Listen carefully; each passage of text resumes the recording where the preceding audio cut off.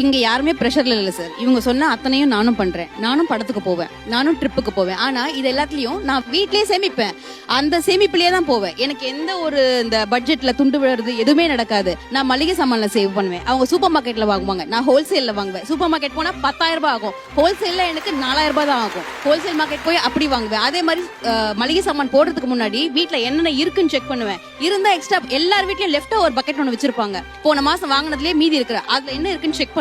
Check பண்ணிட்டு தான் லிஸ்டே போடுவேன். போனோமா 3,000 ரூபாய்க்கு வாங்கிட்டு வருவேன். அவங்க போவாங்க சாலிடா 6,000 எல்லாமே சூப்பர் மார்க்கெட்ல நீங்க வெளியில வரவே முடியாது. அதுவும் குழந்தைங்களை கூட்டு போனா எல்லா கீழே இருக்க ஐட்டம்ஸும் உங்களுக்கு வந்துடும். சாக்லேட்ல இருந்து பிஸ்கெட்ஸ்ல இருந்து எல்லாம் வந்துடும். அதாச்சுங்களா. ட்ரிப்புக்கு நாங்க எல்லாம் சீட்டு போடுவோம். கண்டிப்பா இங்க எல்லாரும் சீட்டு போடுவாங்க. அந்த சீட்டு போடுறதுல 2 lakhs சீட்டு நீங்க போட்டீங்கன்னா நீங்க சேவ் பண்ணும்போது இயர்லி அது நீங்க ஃபீஸாவும் கட்டலாம், ஒரு ட்ரிப்பை பிளான் பண்ணிக்கலாம். சோ நான் முன்னாடி சேவ் பண்ணிடுவேன், அதை எடுத்து நான் செலவு பண்ணுவேன். ஓகேங்களா. இந்த மாதிரி நான் செலவு பண்ணிட்டு கிரெடிட் கார்டுக்கு அடுத்த மாசம் எல்லாம் கட்ட மாட்டேன். கிரெடிட் கார்டுக்கும் நான் ஒரு பிளான் வச்சிருக்கேன். எப்படி வாங்குவேன்னா, ஸ்டேட்மெண்ட் டேட்னு நம்மளோட சைக்கிளிங் டேட் ஒன்று இருக்கும். அந்த ஸ்டேட்மெண்ட் டேட்டுக்கு மறுநாள் நீங்க ஸ்வைப் பண்ணுங்க. You have 55 days to pay. அவங்க இந்த சைடு உட்காரணும் சார், அங்க உட்காந்துருக்காங்க. அவங்க இங்க மாத்தி உட்கார வைங்க. இல்ல, நான் சேவ் பண்ணுவேன்னு சொல்றேன், உங்களுக்கு நான் கத்து கொடுக்குறேன். அவங்க சொல்ல வர்றதுன்னா நீங்க வந்து சேவ் பண்ணவே வேண்டாம், சேமிக்கவே வேண்டாம் மனப்பான்மையில பேசுறீங்க.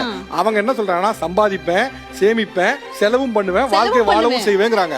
கிட்ட பிரேக்கப் கேளுங்க சார். சார் சின்ன சின்ன விஷயம் இருக்கு சார். இபி பில்ல சேவ் பண்ணலாம். எல்லார் வீட்லயும் கண்டிப்பா ஏசி இருக்கும். இங்க எல்லார் வீட்லயும் ஏசி இருக்கும். ஓகேங்களா. நம்ம என்ன பண்ணுவோம், வேலையை முடிச்சுட்டு அந்த 10:30க்கு உள்ள பெட்ரூம்ல நுழையும் போதே உடனே ஐயோ ஏசி வரல 16ல வைப்போம். நான் என்ன பண்ணுவேன் தெரியுங்களா, 8:30 மணிக்கு உள்ள போவேன், 24ல ஏசியை வைப்பேன். ஓகேங்களா. 1 hour டோர் க்ளோஸ்ல இருக்கும். சரிங்களா. நான் 10:30 மணிக்கு போகும்போது உள்ள கூலிங் இருக்கும். நீங்க ஏசியை 24ல வச்சு பாருங்க, கம்ப்ரஸர் ஆட்டோமேட்டிக்கா ஆஃப் ஆகும், ஆன் ஆகும். 2,000 ரூபாய்க்கு மேல பில் வந்தது இல்ல.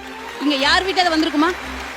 ஒவ்வொரு விஷயத்தையும் நம்ம சேவ் பண்ணலாம். இந்த சேவிங்ல வச்சு நான் ஹோட்டல் போவேன், நான் படத்துக்கு போவேன், இவங்க சொன்ன அத்தனை என்டர்டைன்மெண்ட்டும் நான் பண்ணுவேன்.